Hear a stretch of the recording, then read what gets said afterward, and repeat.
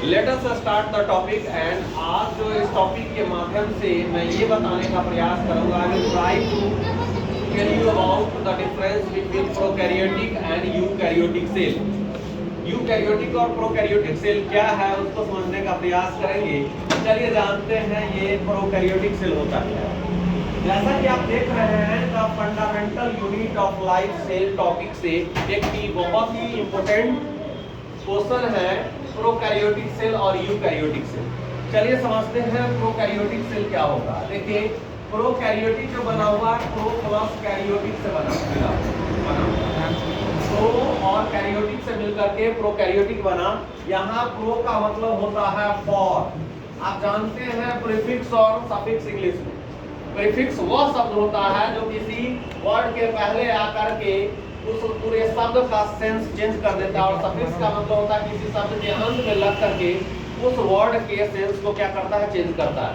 Prokaryotic में pro का मतलब फॉल्स होता है। यहाँ पर क्या होता है, फॉल्स होता है मतलब झूठा। और कैरियोटिक का मतलब होता है न्यूक्लियस का डिवीजन। ओके, जिस सेल में न्यूक्लियस का फॉल्स डिवीजन हो उसे बोलते हैं प्रोकैरियोटिक सेल। प्रो का मतलब होता है झूठा और कैरियोटिक का मतलब होता है न्यूक्लियस का डिवीजन। मतलब जिस सेल में झूठा न्यूक्लियस का डिवीजन हो उसे बोलते हैं प्रोकैरियोटिक सेल। और यूकैरियोटिक का मतलब, यू का मतलब होता है ट्रू। ट्रू यू का क्या मतलब होता है, ट्रू। प्रो का मतलब होता है फॉल्स, फॉल्स न्यूक्लियस डिवीजन वाला सेल। और यूकैरियोटिक का मतलब, यू का मतलब होता है ट्रू और कैरियोटिक का मतलब होता है न्यूक्लियस का डिवीजन। जिस सेल में न्यूक्लियस का वास्तविक रूप से डिवीजन हो उसे बोलते हैं यूकैरियोटिक सेल। चलिए देखते हैं इस साइड में। Size of cell is generally small 1 micrometre to 10 micrometre, है ना, millimetre, sorry 1 millimetre to 10 millimetre. Cell का जो साइज, प्रोकैरियोटिक सेल का साइज जो होता है 1 मिलीमीटर से लेकर के 10 मिलीमीटर तक होता है। लेकिन इसका साइज जो होता है वो 500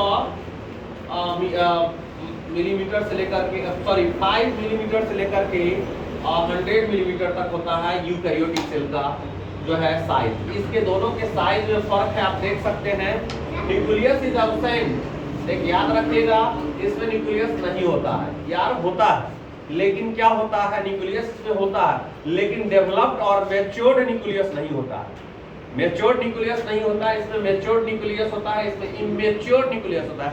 इसलिए कहा गया nucleus is absent. Nuclear region और nucleoid is not surrounded by a nuclear membrane.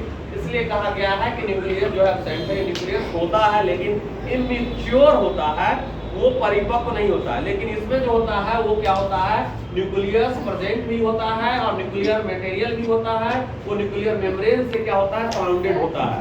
मैं आपको बता दूं न्यूक्लियस जो होता है इसमें मैच्योर्ड होता है, इसलिए न्यूक्लियस का क्या होता है, सेल डिवीजन होता है। लेकिन इसमें न्यूक्लियस जो है मैच्योर्ड नहीं होता है, इसलिए इसका न्यूक्लियस का डिवीजन नहीं होता है। इसलिए इसको झूठा न्यूक्लियस डिवीजन वाला सेल कहा जाता है। मतलब न्यूक्लियस का डिवीजन इसमें झूठा होता है लेकिन सचमुच में इसमें क्या होता है, न्यूक्लियस का डिवीजन होता है, इसलिए इसको यूकैरियोटिक सेल कहा जाता है। अब यहाँ पर थर्ड जो है अंतर उसको देख सकते हैं आप। It contains single chromosome. Single chromosome nucleus is absent. इसमें सिंगल क्रोमोसोम होता है और न्यूक्लियस क्या होता है, एब्सेंट होता है। इसमें सिंगल क्रोमोसोम होता है, इसमें क्या होता है कि जो एक से ज्यादा क्रोमोसोम होता है। देखिए दोस्तों, यूकैरियोटिक सेल में क्रोमोसोम की संख्या जो होता है एक से अधिक होता है, लेकिन प्रोकैरियोटिक सेल में